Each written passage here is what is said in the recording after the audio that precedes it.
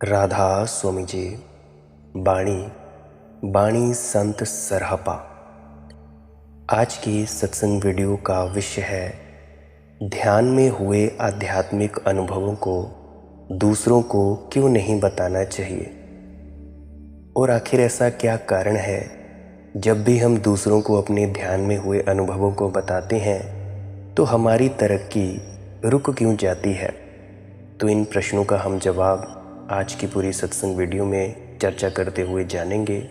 तो चलिए आज की सत्संग वीडियो आरंभ करते हैं।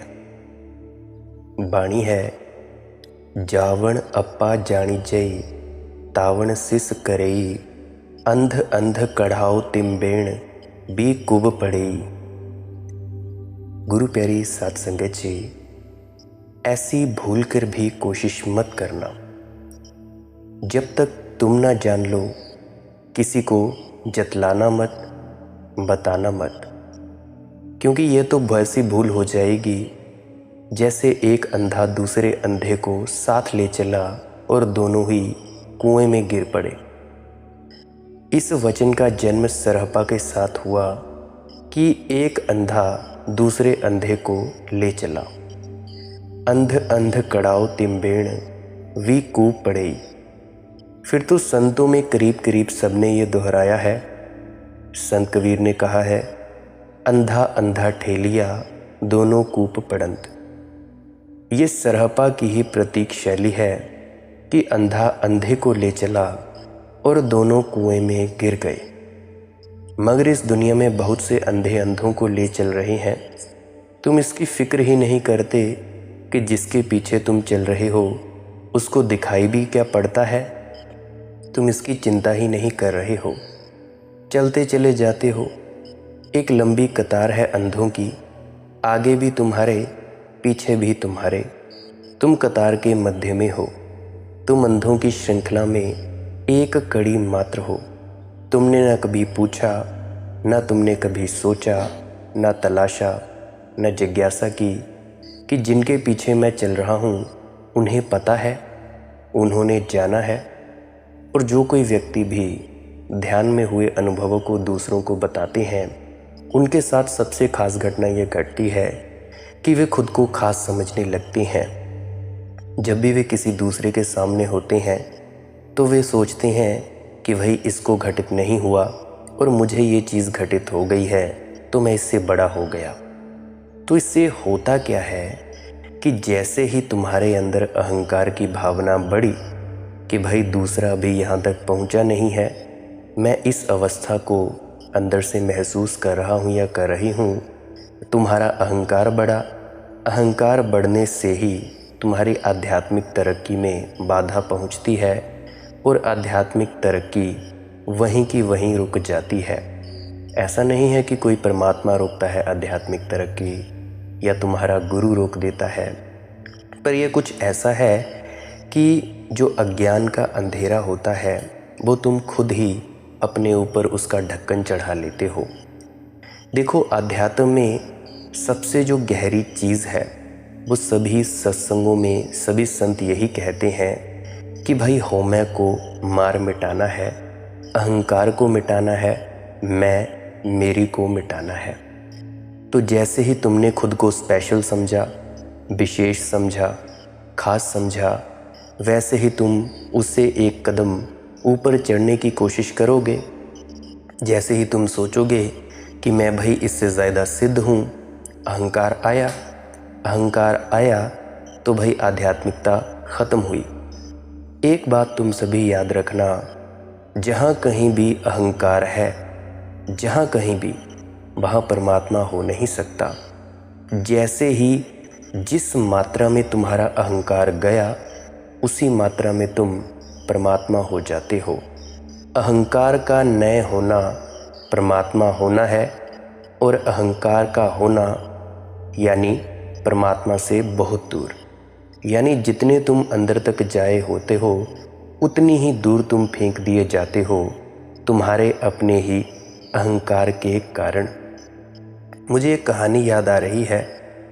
विवेकानंद तलाश करते थे, गुरु की तलाश करते थे और जिसे भी जानना हो उसे गुरु की तलाश ही करनी होगी।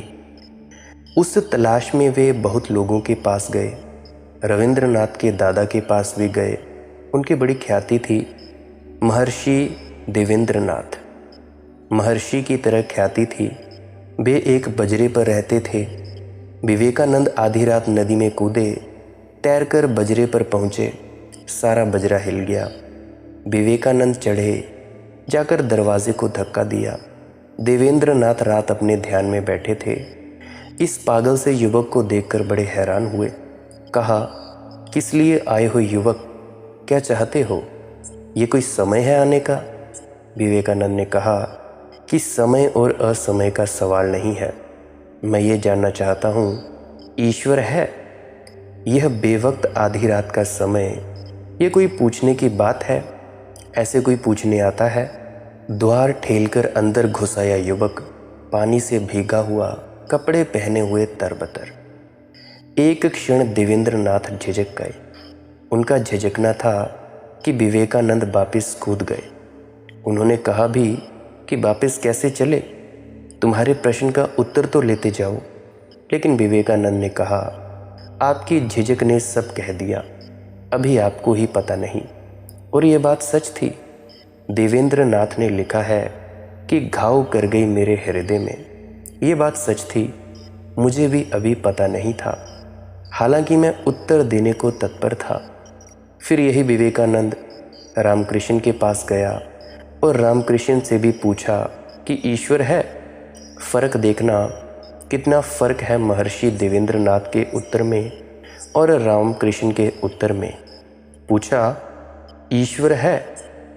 रामकृष्ण ने एकदम गर्दन पकड़ ली विवेकानंद की और कहा कि जानना है, अभी जानना है, इसी समय जानेगा। ये विवेकानंद सोचकर ना आए थे कि कोई ऐसा करेगा, कोई ईश्वर को जनाने के लिए ऐसी गर्दन पकड़ ले एकदम से और कहे कि अभी जानना है, इसी वक्त तैयारी है। खुद झिझक गए।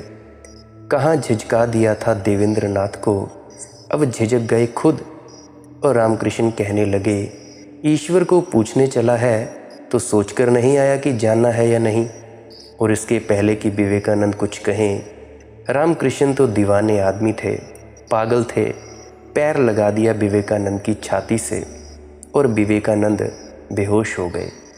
3 घंटे बाद जब होश में आए तो जो आदमी बेहोश हुआ था वह तो मिट गया था, दूसरा ही आदमी वापस आया था।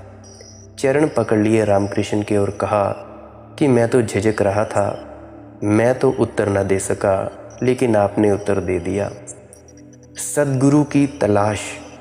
लेकिन पंडित सद्गुरुओं के जैसे ही वचन बोलते हैं, उससे सावधान रहना। खोटे सिक्के बाज़ार में बहुत हैं और ख्याल रखना, खोटे सिक्कों की एक खूबी होती है। तुम अर्थशास्त्रियों से पूछ सकते हो।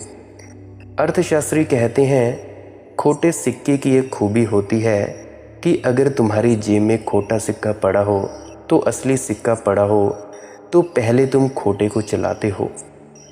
खोटे सिक्के की खूबी होती है वह चलने को आतुर होता है। अक्सर ऐसा होता है, तुम्हारी जेब में अगर 10 का एक नकली नोट पड़ा है और एक असली, तो तुम पहले नकली चलाओगे ना, जब तक नकली चल जाए।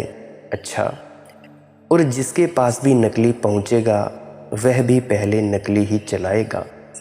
तो नकली सिक्के चलन में हो जाते हैं, असली सिक्के रुक जाते हैं। नकली सिक्के चलने के लिए आतुर होते हैं। तो इस जगत में पंडित, मौलवी, पुरोहित खूब चलते हैं। सस्ते भी होते हैं, सुविधापूर्ण भी होते हैं, सांप्रदायिक भी होते हैं, भीड़ के अंग होते हैं, परंपरा के समर्थक होते हैं, रूढ़ी अंधविश्वासियों के हिमायती होते हैं। तुम्हारी ज़िंदगी में कोई क्रांति लाने की झंझट भी खड़ी नहीं करते, सिर्फ सांत्वना देते हैं। घाव हो तो एक फूल रख देते हैं घाव पर कि फूल दिखाई पड़े, घाव दिखाई पड़ना बंद हो जाए। इलाज तो नहीं करते। इलाज तो कैसे करेंगे? इलाज तो अपने घाव का भी अभी नहीं किया है। अब जैसा कि 2-3 दिन पहले एक सत्संग फरमाया गया था जिसमें पूरी तरह से आप सभी के विश्वासों को तोड़ मरोड़ कर एक साइड में रख दिया गया था। एक तरफ पूरी तरह से आपके जितने भी विश्वास बने थे कि ये मेरा संप्रदाय, ये मेरे सत्संगी भाई बहन, सभी तरह से विश्वासों को तोड़ मरोड़ कर एक रास्ते पे रख दिया गया था। और मुझे लगता है कि काफ़ी ज़्यादा लोगों को उस चीज़ का असर पड़ा है। और जो जो व्यक्ति अपने ही इस जाल में फंसे हुए थे मैं मेरी के, बहुत से लोगों को उसका फ़ायदा हुआ है और बहुत से लोग मुझे मारने पर भी तैयार हो गए हैं, ये मुझे पता है। और मैं उनसे कहता हूँ कि कोई दिक्कत की बात नहीं है, मुझे कोई डर नहीं है। जिन्होंने मारना हो वो मार दें, क्योंकि वो इस शरीर को ही मारेंगे। मैं तो कभी मरता नहीं और ना मैं कभी मर सकता हूँ। ना मैं जन्म के पहले था मरा हुआ और ना मैं इस शरीर के जाने के बाद मर सकूँगा। तो जिन लोगों को कुछ भी क्रांति घटित हुई है मेरे उन वचनों से, उनको तो आशीर्वाद और उनको तो आगे बढ़ने के लिए प्रेरित और करना चाहूँगा। और जिनको नहीं कोई फ़ायदा मिला, जो मेरे को मारने के लिए तैयार हैं, उनको भी धन्यवाद।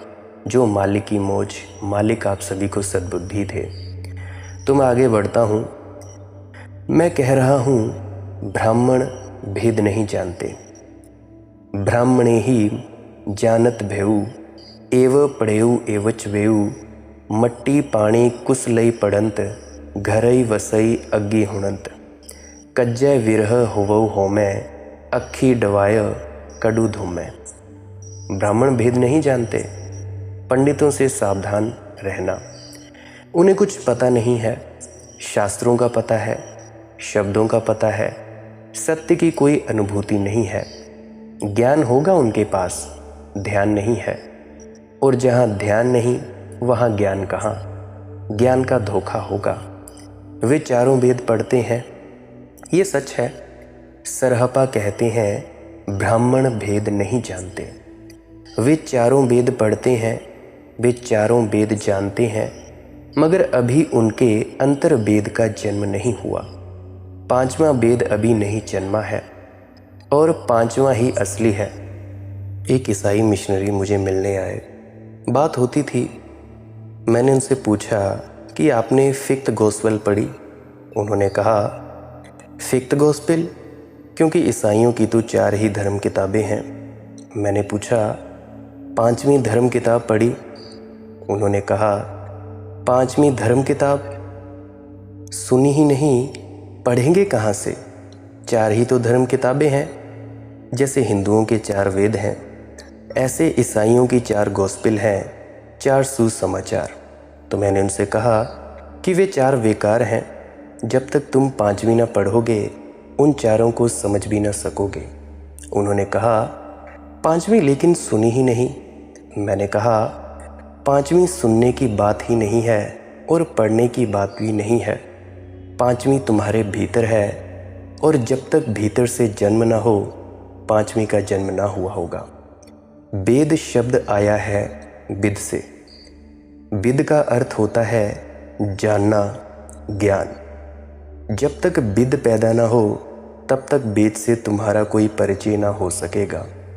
तुम रट लो तोतों की तरह, तोते भी दोहरा सकते हैं। अब तो यंत्र हैं, यंत्र दोहरा देंगे, तुमसे ज़्यादा अच्छे ढंग से दोहरा देंगे। तुम मोबाइल फ़ोन पर लगा लो, कंप्यूटर में सुन लो। देखो, स्मृति ज्ञान नहीं है, याद रहे। ज्ञान अनुभव का नाम है। ब्राह्मण भेद नहीं जानते, वे चारों वेद पढ़ते हैं। वे हाथ में मिट्टी, कुश और जल लेकर मंत्र पढ़ते हैं और घर बैठे आग में घी डालते रहते हैं। होम करने से मोक्ष मिले ना मिले, कड़ुआ धुआं लगने से आँखों को पीड़ा अवश्य होती है। बस इतना ही होता है, कुछ और मिलता नहीं। आँखों को व्यर्थ पीड़ा देते हैं। कोई वेद को पढ़ पढ़ कर आँखें खराब कर लेता है, कोई आग में धुआं पैदा कर करके घी डाल डाल कर आँखें खराब कर लेता है। मगर हम इन्हीं के पीछे चलते रहते हैं जिनकी खुद की आँखें अभी ठीक नहीं है, जिनकी खुद की आँखें कड़वे धुएं से भरी हैं। हम अंधों के पीछे चलते रहते हैं और मज़ा ऐसा है कि हमें अंधों के पीछे चलना सुगम मालूम पड़ता है। उसका भी कारण है, क्योंकि हम भी अंधे हैं, वे भी अंधे हैं। हम दोनों के बीच तालमेल हो जाता है। आँख वाले के पीछे चलने में हमें बड़ी अड़चन होती है, क्योंकि तालमेल नहीं होता। आँख वाला हमसे समझौता कर ही नहीं सकता। करना हो तो हम ही को समझौता करना पड़े, यह तो बात पक्की है। अगर आँख वाले के साथ अंधा चलेगा तो आँख वाला अंधे से समझौता नहीं कर सकता। अंधा कहेगा कि यहाँ से चलें, यहाँ दरवाज़ा मालूम होता है। आँख वाला कहेगा तू चुप कर, बकवास बंद कर, तुझे क्या पता दरवाजे का, दरवाज़ा मुझे दिखाई पड़ रहा है, तू जहाँ बता रहा है वहाँ दीवार है, सिर फोड़ेगा। आँख वाला अंधे से समझौता नहीं कर सकता। सरहपा ने किसी से समझौता नहीं किया, न बुद्ध से, न क्राइस्ट से, न मोहम्मद से। आँख वाला कैसे समझौता करे? ये मत समझना कि आँख वाला ज़िद्दी होता है। आँख वाला आँख वाला है, ये उसकी मुश्किल है, उसे दिखाई पड़ रहा है। लेकिन अंधों को इससे नाराज़गी होती है। अंधे कहते हैं कम से कम 50-50, तुम हमारी आधी मानो, आधी हम तुम्हारी माने। कुछ तो हमारी मानो कि हम बिल्कुल ही बेकार, कुछ हमारे अहंकार की थोड़ी तृप्ति तो दो। चलो 4 बातें हम तुम्हारी मान लेते हैं, 4 तुम हमारी मान लो। पंडित तुम्हारे सहारे जीता है। तुम कहो कि घंटी ऐसे बजाओ, वो वैसी बजा देगा। मेरे सामने एक ज्योतिषी रहते थे एक गांव में, जिसकी गांव में कोई भी कुंडली ना मिला सके विवाह इत्यादि के समय, वे उसकी मिला देते थे। मैंने उनसे पूछा कि आप गज़ब के ज्योतिषी मालूम होते हैं, क्योंकि मैं देखता हूँ आपके पास सिर्फ ऐसे ही मरीज़ आते हैं जिनका कोई इलाज नहीं, जिनकी कोई कुंडली मिला नहीं सकता। सब ब्राह्मण कह देते हैं कि भाई इनकी कुंडली नहीं मिलती, ये विवाह नहीं हो सकेगा। उन्होंने मुझसे कहा अब आपसे क्या छिपाना, जो फीस चुकाने को राज़ी है, हमें क्या लेना देना कुंडली से, हम मिला ही देते हैं। फ़ीस चुकाने को राज़ी होना चाहिए। फ़ीस हमारी ज़्यादा है। जहाँ दूसरे 1 रुपये में मिला देते हैं, वहाँ हम 5 में मिलाते हैं। मगर हम ऐसी मिला देते हैं जिनको कोई दुनिया में ना मिला सके। मिलाना अपने हाथ में है, फीस चुकनी चाहिए, हमें लेना देना क्या है। और फिर वे कहने लगे कि जिनकी कुंडली मिलकर भी विवाह होता है, वे भी कहाँ मिल पाते हैं। तो झंझट में पड़ने से सार भी क्या है। कितनी तो कुंडली मिलकर विवाह होते हैं। दुनिया में सभी विवाह कम से कम इस देश में तो कुंडली मिलाकर ही होते हैं, मगर कौन मिल पाता है। पति पत्नी में ऐसी कलह चल रही है, इससे सारी कुंडलियां गलत सिद्ध हो जाती हैं और गलत ही सिद्ध हो चुकी हैं। फिर भी तुम्हें दिखाई नहीं पड़ता। पति पत्नी में सिवाय कलह के कुछ भी नहीं हो रहा है। चाहे कुंडली कितनी ही मिली हो, मिलन कहाँ है। तो मैंने कहा ये बात तो मुझे भी पसंद पड़ी, तो फिर हर्ज ही क्या है, 5 रुपये अपने को भी मिल ले, इस बेचारे की भी झंझट मिटी, इसकी भी कुंडली मिल गई, हमारा भी फ़ायदा है, इसका भी फ़ायदा है, फ़ायदा ही फ़ायदा है, नुकसान कुछ मालूम होता नहीं। वह जो पंडित है, पुरोहित है, वह तुमसे समझौता करेगा, वह भी अंधा है। और यही अड़चन है, जो नहीं जानता वो तुम्हें अंधे में ही रखेगा। मैं तुमसे समझौता नहीं कर सकता। एक तरफा सौदा करना होगा। समझौता करना हो तो तुम ही को करना होगा। मैं तो जैसा जी रहा हूँ वैसा ही जीऊँगा। रत्ती भर भेद नहीं कर सकता। लेकिन शिष्य चाहता है कि गुरु कुछ हमारे भी मानकर चले। बड़ी तरकीब से चाहता है कि हम जैसा कहें वैसा उठें, वैसा बैठे। मेरे पास लोग आ जाते हैं कॉल पर, वे कहते हैं आपको ये बात नहीं करनी चाहिए थी। मैंने कहा तुम मुझे बताने वाले कौन कि क्या मुझे कहना चाहिए, क्या मुझे नहीं कहना चाहिए। नहीं, वे कहते हैं कि इसका समाज में बुरा परिणाम होगा, लोग आपके विरोध में हो जाएंगे, कि कोई आपके दुश्मन हो जाएंगे। अगर सत्य बोलना हो तो नामालूम कितने लोगों को दुश्मन बनाना ही होगा। अगर किसी को दुश्मन ना बनाना हो तो फिर झूठ पर राज़ी रहना चाहिए, तो कोई दुश्मन नहीं होगा। झूठ बड़ा मीठा मालूम होता है जहर, लेकिन शक्कर चढ़ा हुआ बड़ा मीठा मालूम होता है, सत्य बड़ा कड़वा मालूम होता है। इसीलिए अंधे अंधों के पीछे चलना आसान पाते हैं, क्योंकि उनसे तुम्हारा तालमेल होता है। तुम कहते हो आपको ऐसे उठना चाहिए, मुंह पर पट्टी बांधनी चाहिए, तो वे मुंह पर पट्टी बांधते हैं। आपको एक ही बार भोजन करना चाहिए त्यागी को, तो वे एक ही बार भोजन करते हैं। चाहे एक ही बार इतना भोजन कर लेते हैं कि दिन भर परेशान रहते हैं। कि आपको रात पानी नहीं पीना चाहिए, तो वे इतना पानी पी लेते हैं शाम को कि रात भर के लिए निपटारा हो जाए। जो तुम कहते हो उससे उन्हें समझौता करना पड़ता है, और तब तुम उन्हें गुरु मानते हो, तब उनके पैर छूते हो तुम। ये बड़ा पारंपरिक लेन देन चल रहा है। सूक्ष्म रूप से वे तुम्हारे पैर छू रहे हैं और स्थूल रूप से तुम उनके पैर छू रहे हो। यहाँ शिष्य ही गुरु के पीछे नहीं चल रहे हैं इस दुनिया में, यहाँ गुरु भी शिष्यों के पीछे चल रहे हैं। यहाँ हर नेता अपने अनुयायियों के पीछे चल रहा है। अनुयायियों के पीछे चलना ही पड़ता है नेता को। नेता देखता रहता है अनुयायी किस तरफ जा रहा है, उचक्कर उससे आगे हो जाता है किस तरफ जा रहा हो। अनुयायी अगर कहने लगे समाजवाद, तो नेता समाजवाद की जय बोलने लगता है। अगर अनुयायी कहने लगे साम्यवाद, तो नेता साम्यवाद की जय बोलने लगता है। उसे मतलब नहीं है, उसे मतलब सिर्फ एक बात से है कि तुम जो बोलो मैं उससे ज़्यादा ज़ोर से बोलूँगा। मैं तुम्हारे आगे हूँ, बस इतना भर पक्का रहे कि मैं तुमसे आगे हूँ। झंडूराम एक दिन बाज़ार से अपने गधे पर बैठा जा रहा है तेज़ी से। किसी ने पूछा, झंडूलाल बड़ी तेज़ी से जा रहे हो, कहाँ जा रहे हो?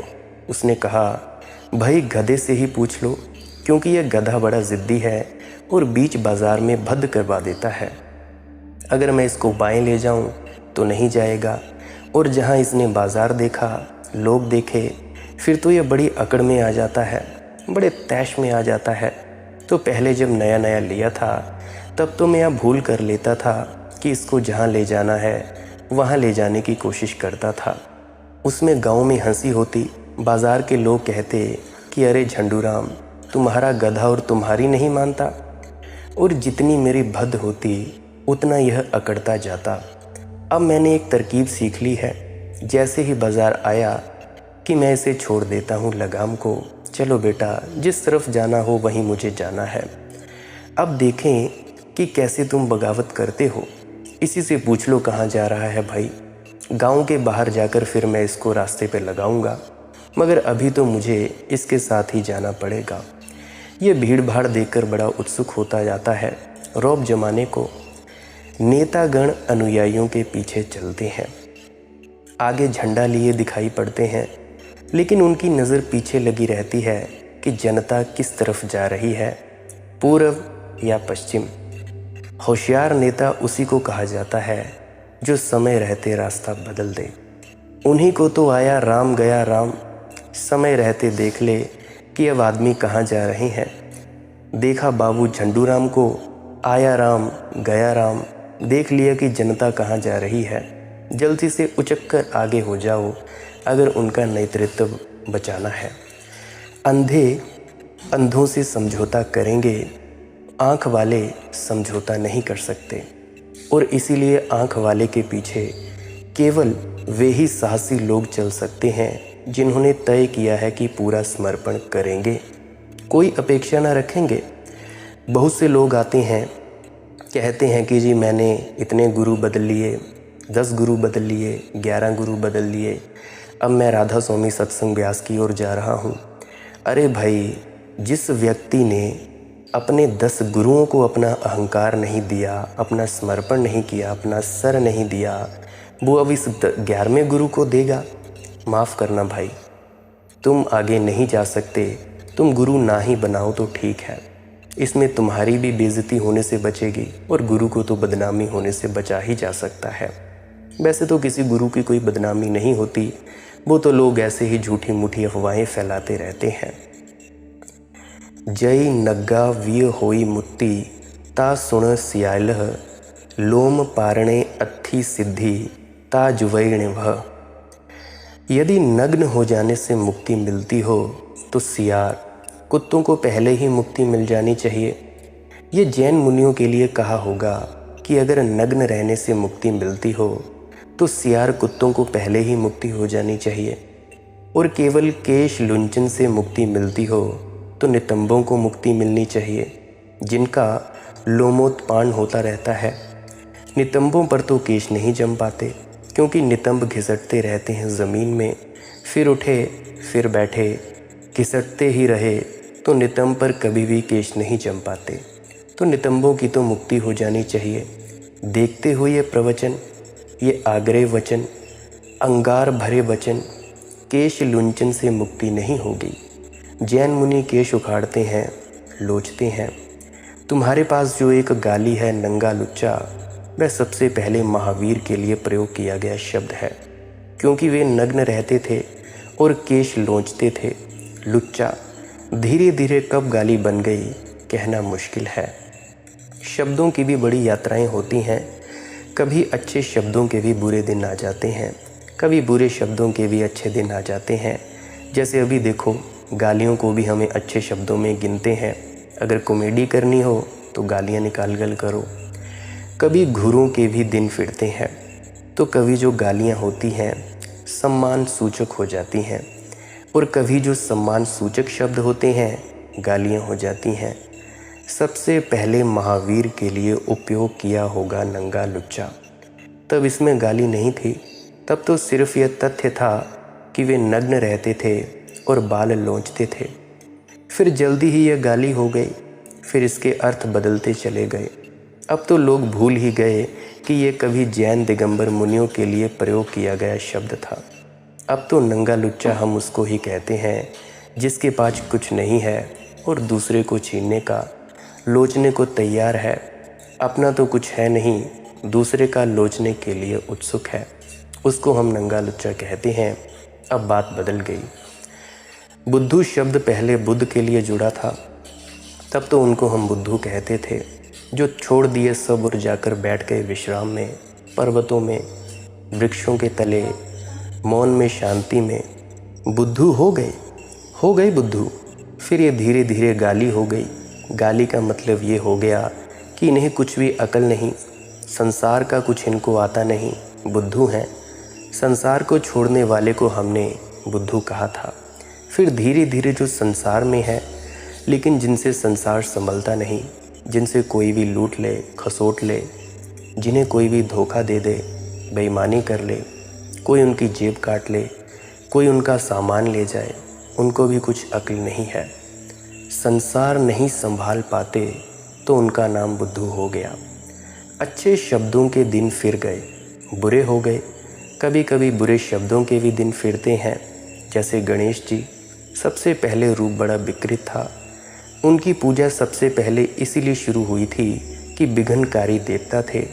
अगर उनकी पूजा ना करो तो वे विघ्न करते थे खड़ा। जैसे शादी विवाह हो रहा है, अगर तुमने उनकी पूजा ना की तो वे उपद्रव मचाएंगे। अब जो उपद्रव करे उसकी तो पहले पूजा करनी ही पड़ती है उपद्रव से सुरक्षा के लिए।